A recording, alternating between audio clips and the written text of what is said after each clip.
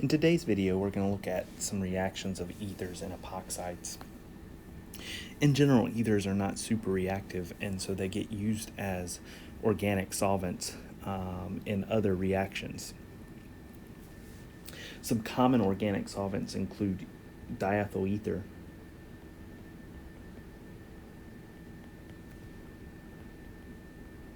commonly referred to as just ether, which looks like this.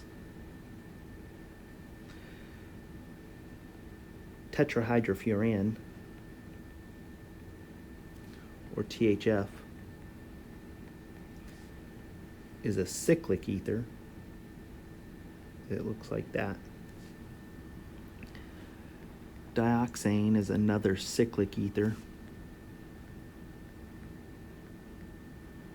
It looks like that. And methyl tert-butyl ether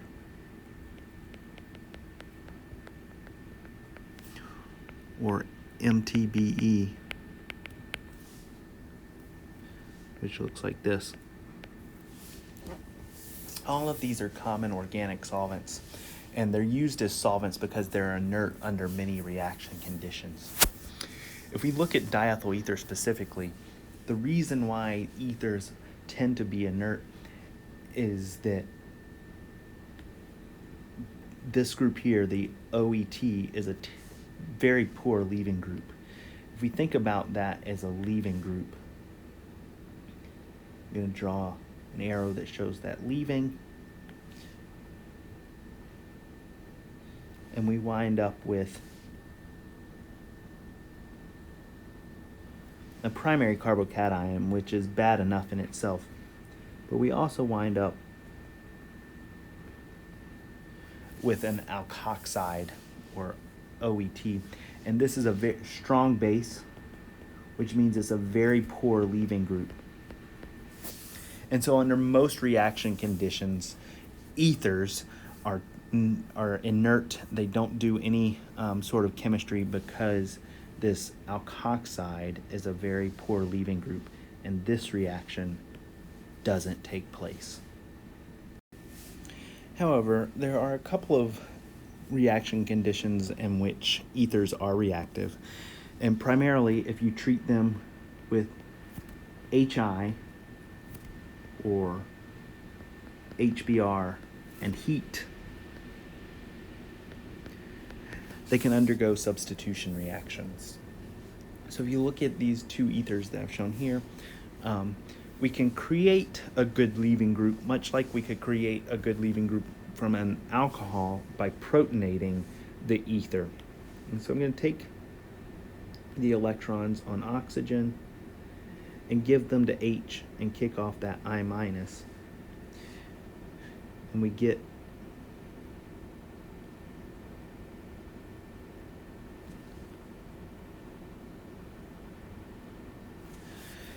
an intermediate that looks like this.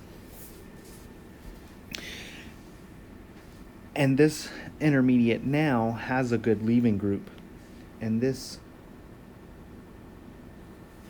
ethanol now can fall off to create this carbocation plus ethanol. And this carbocation is a very stable carbocation. It's a benzylic carbocation, and so it's resonance stabilized. And then after that, the I- that we formed in the first step can come in and attack to give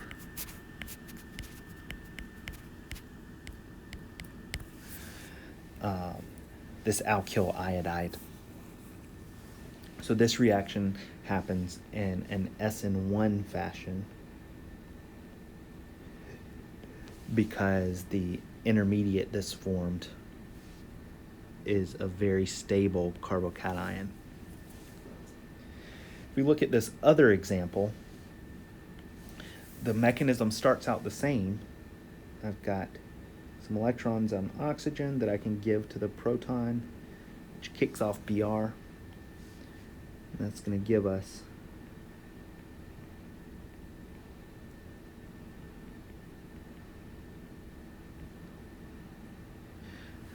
this positively charged oxygen intermediate. I mean, in this case, I cannot form a good carbocation. If I thought about this group leaving, that's going to form an aryl carbocation, and that's a very bad carbocation, and so that's not going to form. If I think about the other direction, this group leaving, that's going to form a primary carbocation, and that is also a very bad carbocation, and so neither of those can happen. So instead of that happening, the Br minus that I just formed is going to attack in an SN2 fashion, and it has to attack this side of the molecule to give this product.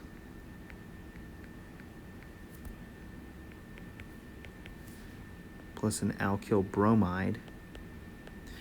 And this must form because this carbon is sp2 hybridized, and this is undergoing an SN2 type reaction, and SN2 reactions cannot take place on sp2 hybridized carbons, and so it must be attacking this position here. These types of reactions really only work well with HI or HBr because if we think about HCl, Cl minus is not as good of a nucleophile as I minus or Br minus, and these reactions tend to take a very good nucleophile. And so this ethers really only undergo substitution reactions in the presence of HI and HBr and heat. We've just seen that most ethers are pretty unreactive. However, epoxides are a special kind of ether that are pretty reactive towards nucleophiles. Epoxides are cyclic ethers in a three-membered ring. And because this is a three-membered ring, there is a lot of ring strain. And so these two carbons in the epoxide are both susceptible to nucleophilic attack. Epoxide ring openings can occur under both basic and acidic conditions, and changing the conditions can change the regioselectivity of the reaction. Let's look at an example of an epoxide ring opening under acidic conditions.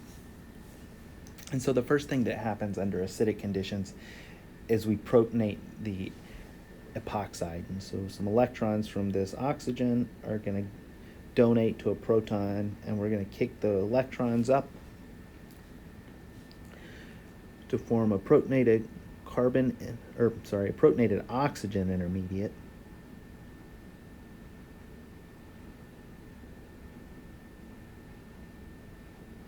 It looks like this.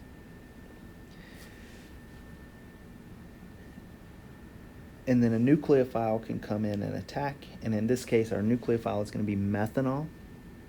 And methanol is going to attack the most substituted side of the epoxide and then kick those electrons off. So under acidic conditions, the nucleophile is attacking the most substituted side.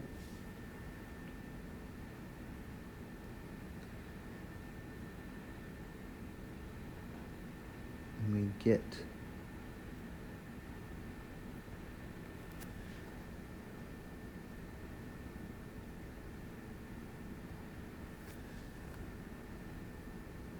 this intermediate.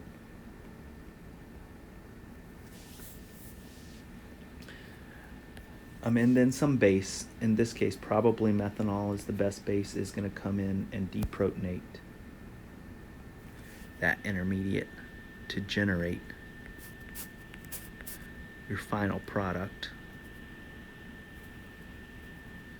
which looks like this.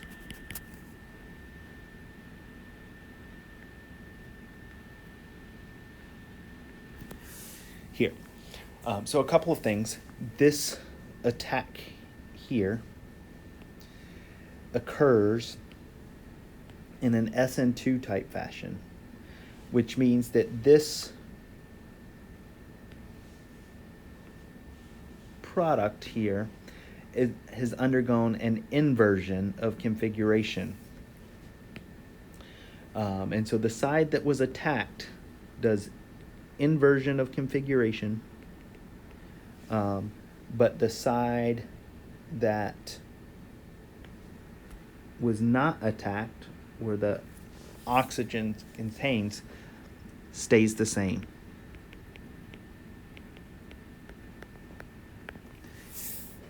And under acidic conditions, the nucleophile, so acidic conditions,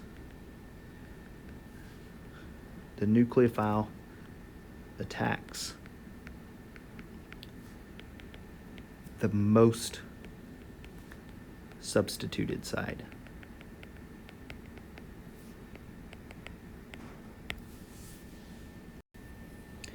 If we look at a similar example under basic conditions, in this case there's no protonation to take place, and so the very first thing that happens is the nucleophile attacks.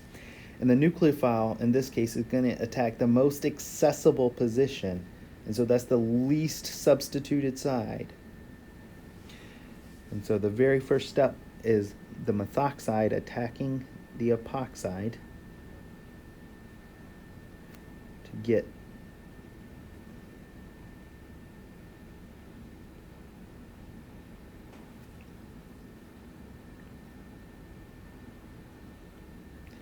this intermediate. And I haven't shown this on this arrow, but really that's all that can happen under these conditions. And in a second step, you're going to have to protonate this with some sort of acid.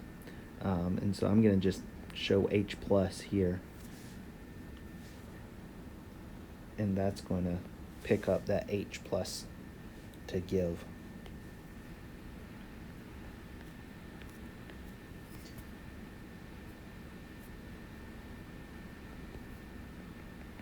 This is your final product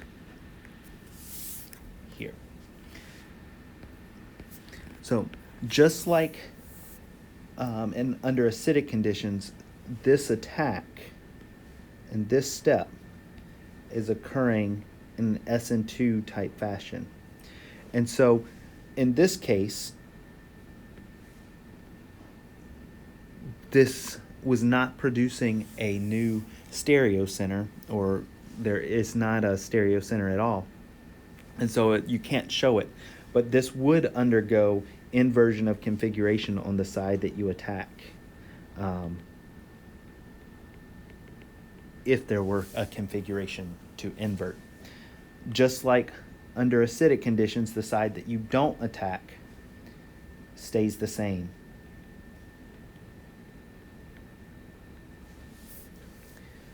Under basic conditions, however, remember the nucleophile attacks the least substituted side.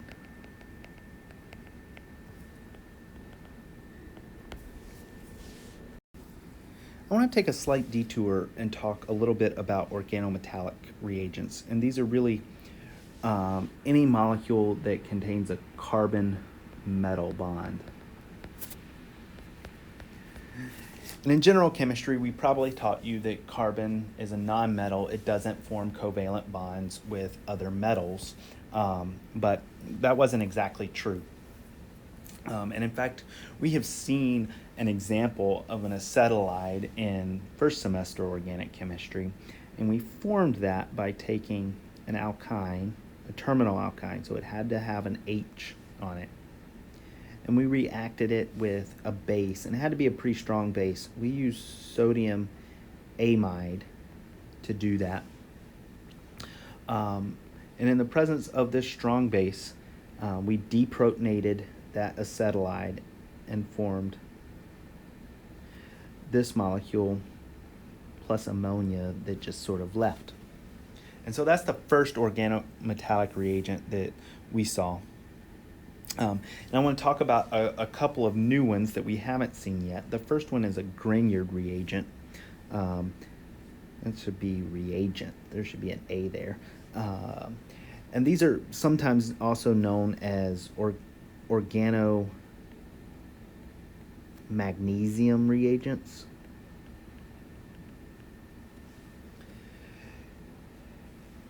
And we're going to form these in a slightly different way than we formed acetylides. Grignard reagents don't have to be formed from alkynes. They can be formed from any alkyl halide. The most common one is alkyl bromide. And if we treat an alkyl bromide with magnesium metal, this is going to form a Grignard reagent, and it's just going to insert a magnesium in between the carbon and the bromide, like that. Organolithiums are formed in much the same way. We're going to start with a different alkyl bromide this time. It doesn't matter which one you start with. And I'm going to react that with a lithium. Lithium is in group 1 instead of group 2, and so lithium just replaces the bromide. The Br is not associated with it at all. Both of these reactions, the mechanisms are not completely understood, but they likely involve radicals, and we're not going to talk about them.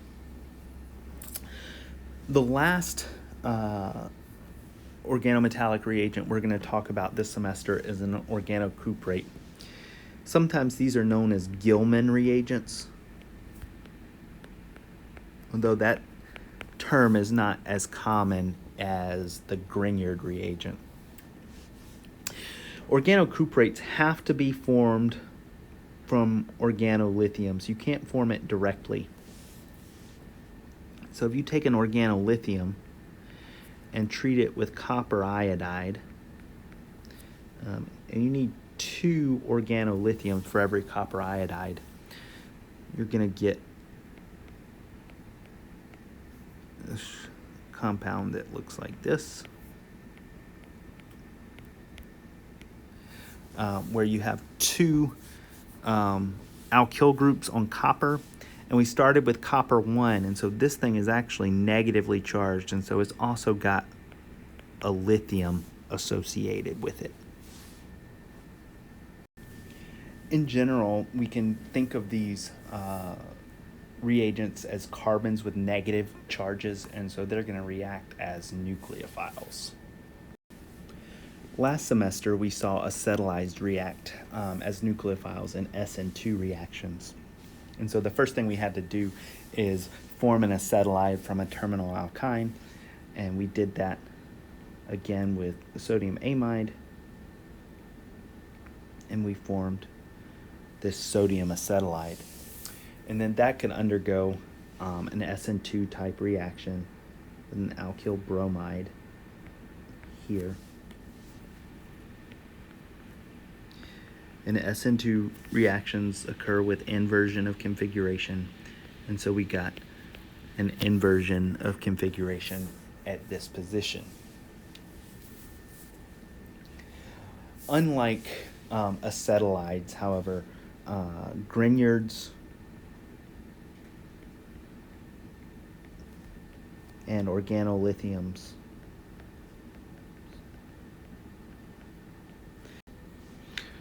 are not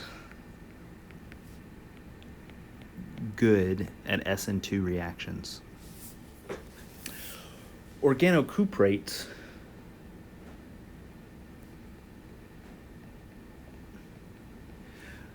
do substitution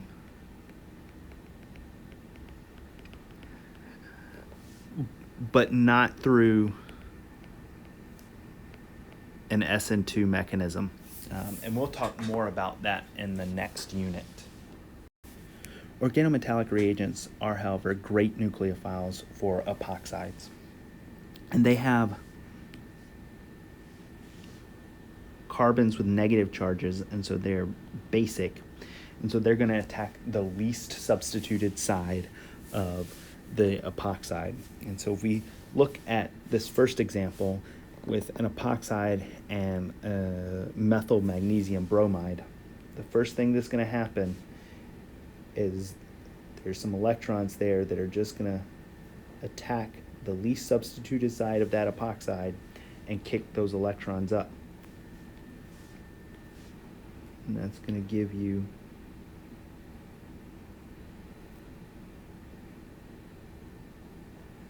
this reactant here, where this CH3 came from my methyl group.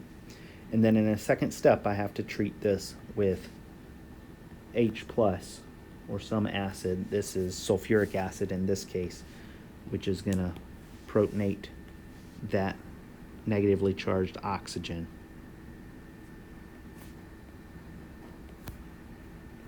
To get this final product.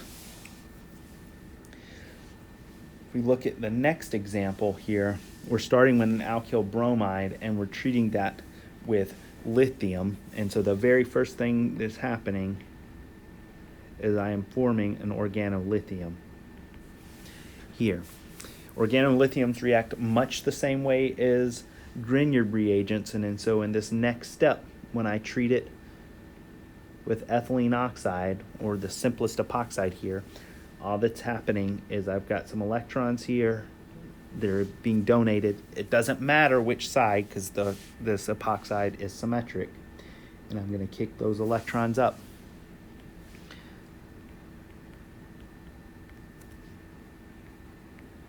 To get this product here. And in the third step, I add a source of acid to protonate my newly formed alkoxide to get this alcohol. And so epoxide chemistry and ethylene oxide is a great way to add 2 carbons to any alkyl chain. In this last example, we're going to look at an epoxide with an organocuprate.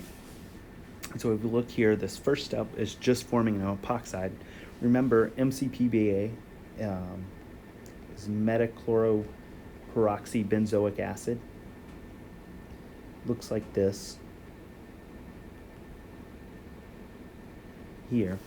And the important part is this a peroxyben acid, and peroxy acids generate epoxides from alkenes.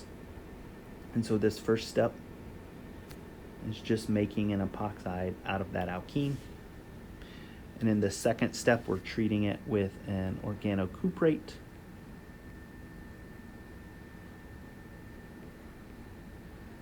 Here, these react much the same way as lithiums and Grignard reagents. And so this epoxide is going to get opened with this group here, and then in the last step we treat it with a source of acid to form the alcohol. Here.